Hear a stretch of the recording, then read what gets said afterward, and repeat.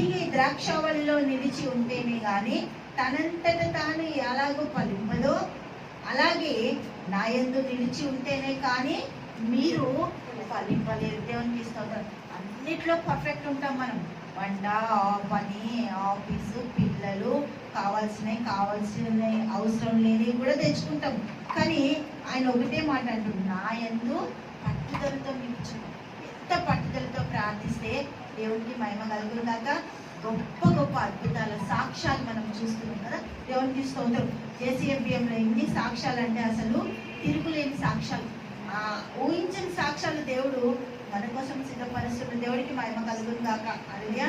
ఆయన ఒకటే మాట చెప్తుంది, పట్టుదలతో నా యందు ఉండండి, నేను మీ అందు పనిచేస్తాను. నాకు వేరుగా ఉండి మీరు ఏమైనా చేయడానికి రూల్ ఉందా? ఏమీ లేదంట. 6వ వచనం చూద్దాం.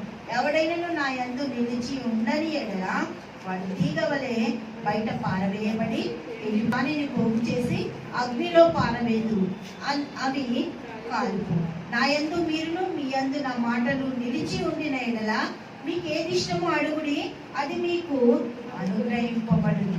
మీరు బహుగా ఫలించుట వలన, పట్టుదలతో దేవుడికి స్తోత్రం హల్లెలూయా, బహుగా ఫలించుట వలన నా తండ్రి మహిమపరచబడును. ఇందువలన మీరు నాకు శిష్యులై ఉన్నారు. దేవుడికి మహిమ కలుగు. బహుగా ఫలించడానికి ప్రయాసం.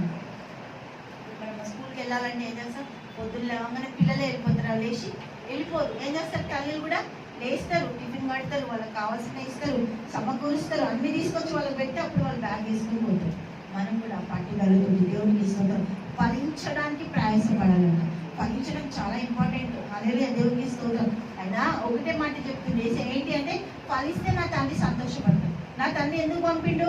మీ పనుల నిమిత్తము, మీ పాప విమోచన నిమిత్తము నన్ను భూలోకానికి పంపిండు. కాబట్టి మీరు ఏం చేయాలా? దేవుడికి మహిమ కలుగుతుందాక ఫలించాలి. చాలా ఇష్టం అంట దేవుడికి ఫలించడం అని. ఫలించడము ఎంత ఇష్టం అంటే దేవుడికి మహిమ కలుగుతుందాక. మత్తయి సువార్త 15వ అధ్యాయము, మత్తయి సువార్త 15వ అధ్యాయము 21వ వచనం. పట్టుదలతో ప్రార్థన. దేవుడికి స్తోత్రం. చాలా గొప్ప విషయాలలో దేవుడు విరగొడతాడు. దేవుడికి మహిమ కలుగుతుందాక. ప్రతి కాడు విరగొడతాడు. విరగొట్టడానికి కారణం పట్టుదల, పట్టుదలకి కారణం ప్రార్థన. దేవుడికి స్తోత్రం. ఎప్పుడైతే ఆశపడి ప్రార్థిస్తామో దేవుడు మన జీవితాలలో అద్భుతాలు చేయడానికి సమర్థుడు ఆయన. మత్తయి సువార్త 15వ అధ్యాయము 21వ వచనం చూద్దాం. యేసు అక్కడి నుండి బయలుదేరి తూరు సీదోనుల ప్రాంతమునకు వెళ్ళగా, ఇదిగో ఆ ప్రాంతంలో నుండి కానాను స్త్రీ ఒకటి వచ్చి, ప్రభువా, దావీదు కుమారుడా, నన్ను కరుణింపుము, నా కుమార్తె దయ్యం పట్టి బహుబాధపడుచున్నదని కేకలు వేసెను. అందుకు ఆయన ఆమెతో ఒక్క మాట అయినను చెప్పలేదు.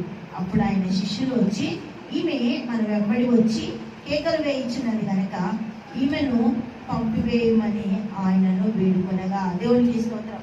ఆమె మళ్ళీ ఏం చేసిందంట? ఆయన ఇజ్రాయేల్ ఇంటి వారైనా నశించిన గొర్రెల ఎద్దకే కానీ మరి ఎవరి ఎద్దకు నేను పంపబడలేదు. ఆయనను ఆమె వచ్చి ఆయనకు మొక్కి, దేవునికి స్తోత్రం, ఏం చేసిందంట? ఏమి ఇయ్యమమ్మా, వెళ్ళు, నీకు కాదు, మేము వచ్చింది ఎవరి కోసం అంట? ఇజ్రాయెల్ కోసం అని చెప్పినా కూడా పట్టు విడవలేదట. దేవుడికి మహిమ కలుగుతుందాక. హల్లెలూయా. అయినను ఆమె వచ్చి ఆయనకు మొక్కి, వా, నాకు సహాయము చేయమని అడిగాను. దేవుడికి స్తోత్రం.